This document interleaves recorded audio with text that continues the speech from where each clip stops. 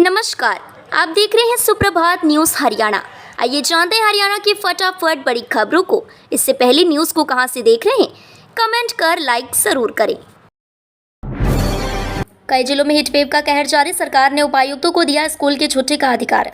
हरियाणा में भीषण गर्मी के चलते प्रदेश सरकार ने उपायुक्तों को अपने जिले में स्कूलों की छुट्टी करने का अधिकार दे दिया है।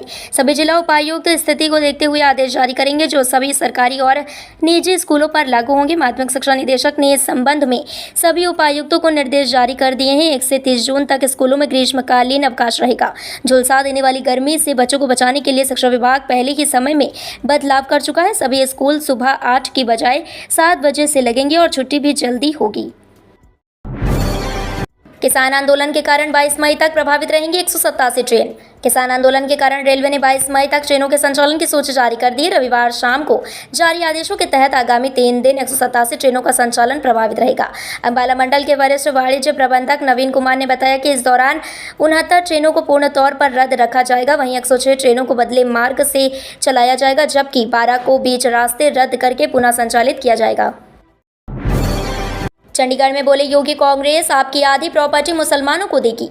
उत्तर प्रदेश के सीएम योगी आदित्यनाथ सोमवार को चंडीगढ़ से बीजेपी कैंडिडेट संजय टंडन के लिए प्रचार करने पहुंचे। यहां उन्होंने मलोया स्थित सरकारी स्कूल के नजदीक खाली मैदान में आयोजित रैली को संबोधित किया। इस दौरान समर्थकों ने बुलडोजर बाबा की जय के नारे लगाए। रैली में योगी ने कांग्रेस पर जमकर निशाना साधा। उन्होंने कहा कि कांग्रेस ने देश और समाज को बांटा, अब इनकी नज़र लोगों की प्रॉपर्टी पर पड़ गई है। ये प्रॉपर्टी में से आधा हिस्सा लेकर मुसलमानों को देंगे। मतदाताओं को निमंत्रण पत्र भेज कर रहे वोट की अपील। लोकसभा आम चुनाव 2024 में सभी मतदाता को जागरूक करने के लिए चुनाव आयोग की ओर से घर घर जाकर बीएलओ के माध्यम से वोटर स्लिप के साथ साथ शादी की तरह निमंत्रण पत्र भेज रहे हैं।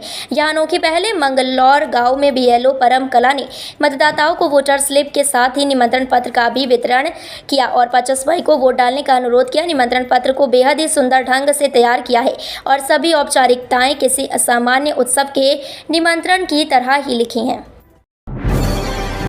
अमित शाह ने विपक्ष को बनाया निशाना, कहा 4 जून के बाद कांग्रेस को निकालनी पड़ेगी राहुल ढूंढो यात्रा। गृह मंत्री अमित शाह भाजपा प्रत्याशी चौधरी रणजीत सिंह के लिए वोट की अपील करने के लिए हिसार पहुंचे। इस दौरान उन्होंने विपक्ष को निशाना बनाया। उन्होंने कहा कि देश में अगर किसी का राज्य का सबसे ज्यादा योगदान है तो वह हरियाणा का है। कहा कि सीमा पर सबसे ज्यादा हरियाणा के युवा तैनात हैं। देश को जब भी जरूरत है तो हरियाणा में सबसे ज्यादा अन्न पैदा करके देता है। खेल क्षेत्र में भी हरियाणा की सबसे ज्यादा उपलब्धि है। हरियाणा में योगी के आने से पहले बुलडोजर रैली। हरियाणा, पंजाब, चंडीगढ़ और हिमाचल प्रदेश में वोटिंग की तारीख नजदीक आते ही सियासी गतिविधियां तेज हो गई हैं। चारों जगहों पर स्टार प्रचारक पहुंचने लगे हैं। आज भाजपा के राष्ट्रीय अध्यक्ष जेपी नड्डा हरियाणा के करनाल पहुंचे। यहां उन्होंने जमकर कांग्रेस पर निशाना साधा। कहा कि राहुल गांधी देशद्रोही हैं। वह जेएनयू में देश विरोधी नारे लगाने वालों के समर्थन में पहुंचे थे। वहीं उनकी मां सोनिया गांधी ने आतंकवादियों के लिए आंसू बहाए। वहीं कांग्रेस के रोहतक से उम्मीदवार दीपेंद्र हुड्डा ने BJP candidate doctor Arvind Sharma पर हमला किया। हरियाणा सरकार को नोटिस, हाईकोर्ट ने मांगा जवाब, सरकार ने मांगा समय। हरियाणा सरकार द्वारा मंदिरों के सुधार के लिए श्राइन बोर्ड बनाने के खिलाफ दायर एक अर्जी पर हाईकोर्ट ने हरियाणा सरकार को नोटिस जारी कर जवाब दायर करने का आदेश दिया है। सुनवाई के दौरान सरकार की तरफ से अर्जी पर दबाव दायर करने के लिए कुछ समय देने की मांग की, जिस पर कोर्ट ने सरकार को 23 अक्टूबर तक का समय देते हुए मामले की सुनवाई स्थगित कर दी। इससे पहले हरियाणा सरकार ने हाईकोर्ट में जवाब दायर कर कहा था कि हरियाणा सरकार मंदिरों के सुधार के लिए श्राइन बोर्ड बनाकर इनके सुधार के लिए कदम उठा रही है। अमृतसर में गर्मी का कहर, दरबार साहिब में आने वाले श्रद्धालुओं पर भी दिख रहा असर। बढ़ती गर्मी का असर स्वर्ण मंदिर में श्रद्धालुओं की संख्या पर पड़ रहा है। आमतौर पर प्रतिदिन 90,000 1 लाख पर्यटक स्वर्ण मंदिर में दर्शन करते हैं। मंदिर के अधिकारियों ने कहा कि पिछले कुछ दिनों से यह संख्या घटकर आधी हो गई है। बहरहाल गर्मी से बचने के लिए एसजीपीसी ने श्रद्धालुओं की सुविधा के लिए विशेष इंतजाम किए हैं।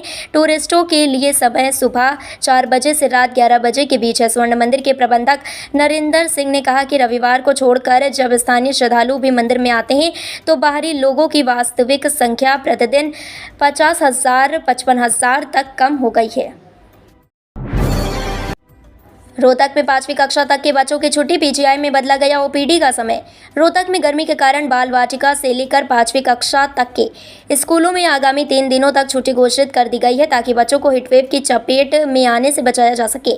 इसके अलावा बढ़ती गर्मी को देखते हुए रोहतक पीजीआई का समय भी 10 दिन के लिए बदला गया है। अब ओपीडी अब 1 घंटा पहले खुलेगी।